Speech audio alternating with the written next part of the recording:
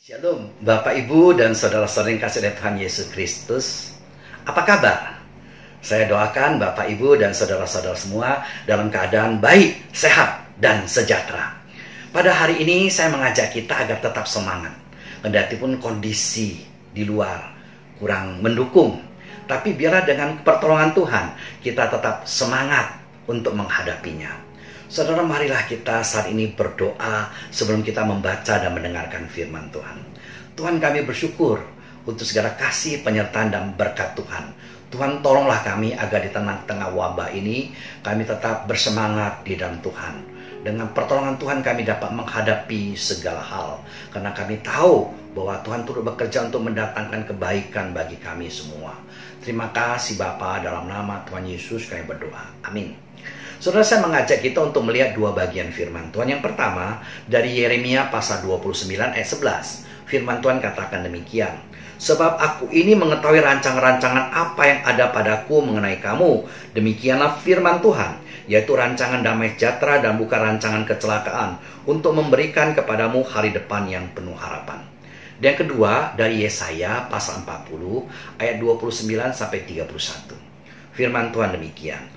Orang-orang muda menjadi lelah dan lesu, dan teruna-teruna jatuh tersandung. Tetapi orang-orang yang menanti-nantikan Tuhan mendapat kekuatan baru.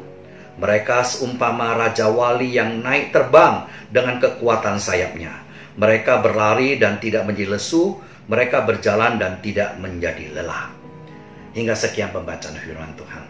Saudara, pada bulan Mei yang lalu, saya diminta untuk membawakan firman Tuhan dalam kebaktian online Semak Penabur Gading Serpong. Tema yang diberikannya adalah, ayo tetap semangat. Saudara kekasih, saya pikir bukannya para siswa yang butuh tetap semangat, tetapi saya dan saudara-saudara juga. Biar Tuhan tolong kita agar kita tetap semangat di tengah-tengah COVID yang sedang kita hadapi ini.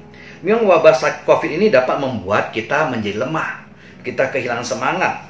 Saat kerja dan rapat, seringkali kita di rumah. Ya, kita seperti saya, ya lebih banyak melalui online ya. Melalui Zoom, melalui Webex, dan sebagainya. Sekarang disingkat, ada teman yang salah selalu berkata kepada saya, Pak Andreas, sekarang lebih banyak Zoom ya. Hati-hati loh, jangan jadi zombie. Setelah saya pikir, ya bisa juga karena terlalu banyak di rumah, apa-apa online, Zoom, ya kita bisa seperti zombie ya. Tapi biarlah Tuhan tolong kita tidak demikian. Kendati pun masih tetap lebih banyak di rumah, kita tetap semangat. Apalagi teman-teman yang sudah mulai bekerja, ya sudah mulai keluar usaha, tetap semangat. Jangan lemah, jangan lelah. Tapi kita tetap semangat dalam kondisi situasi yang kurang baik ini. Kita tetap semangat. Bagaimana tetap semangat dalam kondisi seperti ini?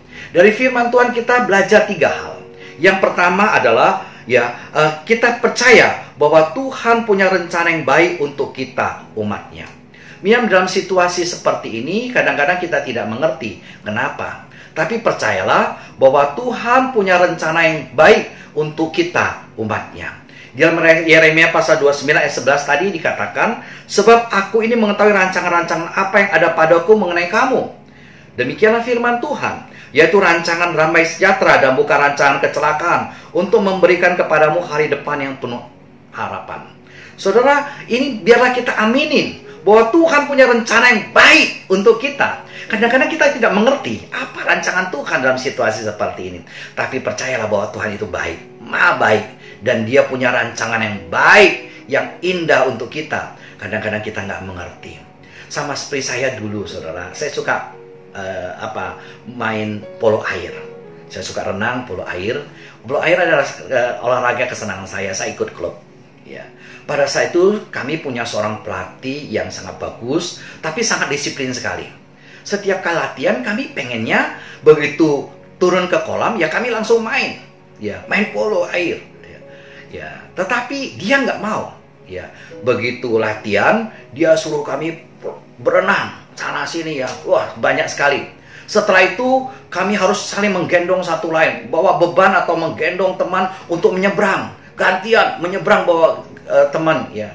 Dan setelah itu apa yang kami harus lakukan? Kami berjalan dalam air.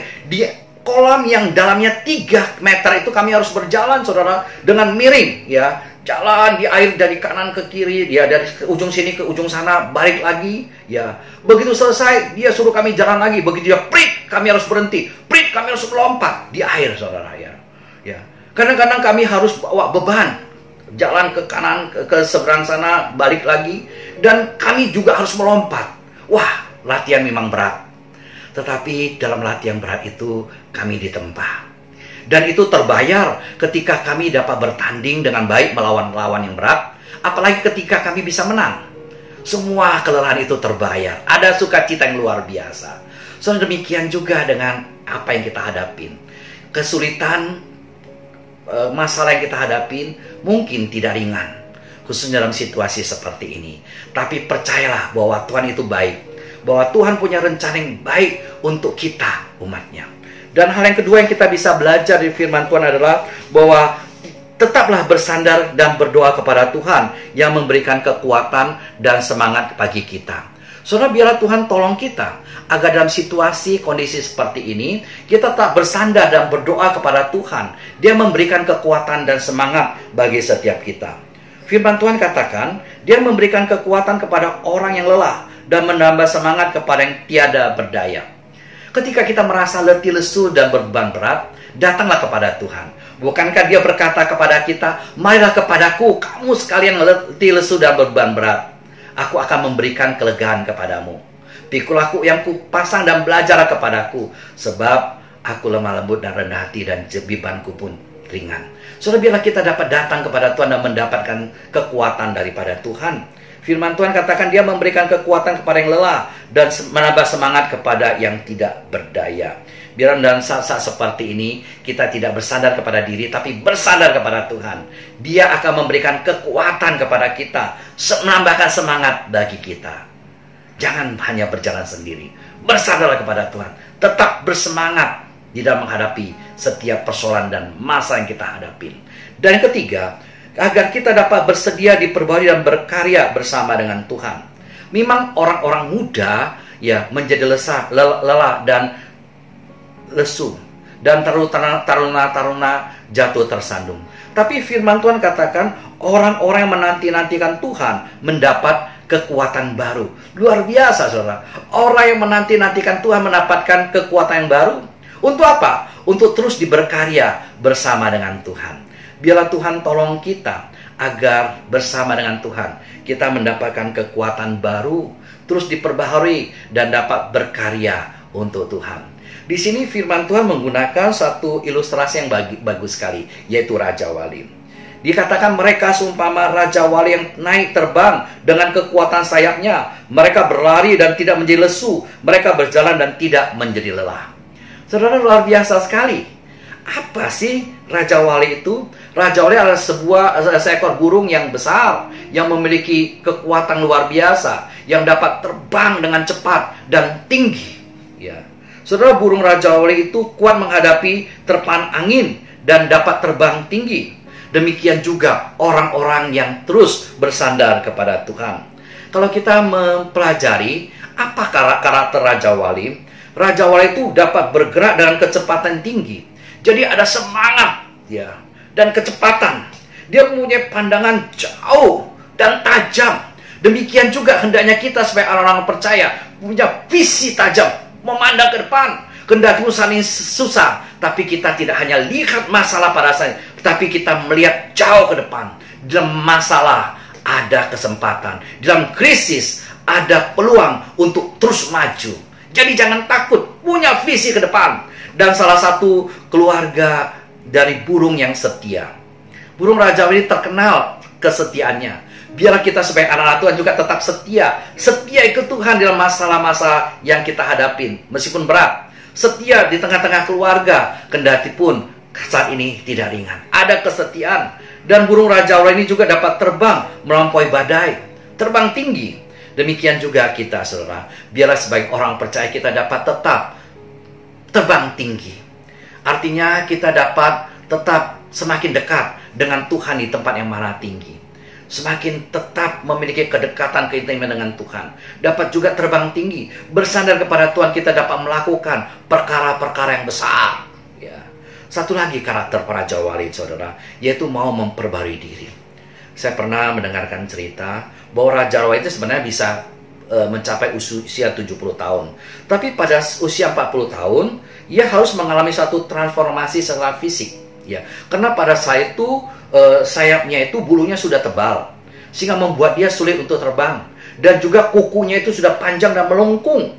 Dan juga paruhnya ini ya sudah panjang dan membengkok sampai kena ke dada.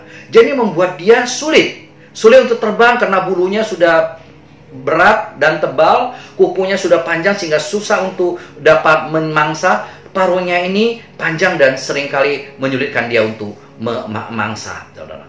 Dan apa yang harus dia lakukan? Dia harus terbang ke tempat yang tinggi.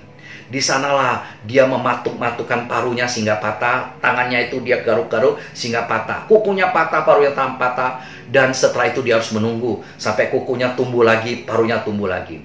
Setelah itu, saudara, apa yang dia lakukan? Dengan paruhnya itu dia mencabutin sayap-sayapnya, ya. Dia mencabut bulu-bulu di sayapnya, bulunya. Dan setelah gundul, dia menunggu sampai semuanya tumbuh lagi. Setelah semuanya itu lelah, saudara, selesai, saudara, proses yang berat, yang sakit, yang lama ini dia lalui, dia menjadi burung yang muda kembali. Sayapnya ringan, dapat terbang tinggi, terbang cepat, kukunya tajam, paruhnya tajam dan bagus. Dia dapat menjalani kehidupan 30 tahun kemudian. Saudara juga demikian dengan saudara saya. Biarlah Tuhan tolong kita. Kita mau diperbaharui. Dalam masa-masa PSBB ini, kita banyak di rumah, tapi kita tersemangat dan kita mau terus diperbaharui oleh Tuhan. Baik secara spiritual dan juga karakter, moral kita terus diperbaharui. Demikian juga Tuhan tolong agar kita punya kesempatan untuk belajar. Dalam ketika kita melakukan sesuatu, biarlah Tuhan tolong kita. Kita tidak melakukan seperti yang lalu lagi, tetapi kita mau diperbaharui, direvitalisasi untuk melakukan pekerjaan dengan lebih baik, lebih baik lagi. Demikian juga dalam kehidupan bergereja, kita mau diperbaharui dan melakukan yang lebih baik untuk kemuliaan Tuhan. Saudara, ayo tetap semangat. Bagaimana kita tetap semangat? Firman Tuhan mengajarkan kepada kita agar kita tetap percaya bahwa Tuhan punya rencana yang baik untuk kita. Kita telah bersandar dan berkarya bersama dengan Tuhan. Dan kita tahu Tuhan tetap memberikan semangat kepada kita. Dan kita mau diperbaharui dan berkarya bersama dengan Tuhan. Biarlah Tuhan tolong, Tuhan berkati setiap kita. Amin. Mari kita ambil waktu teduh di hadapan Tuhan.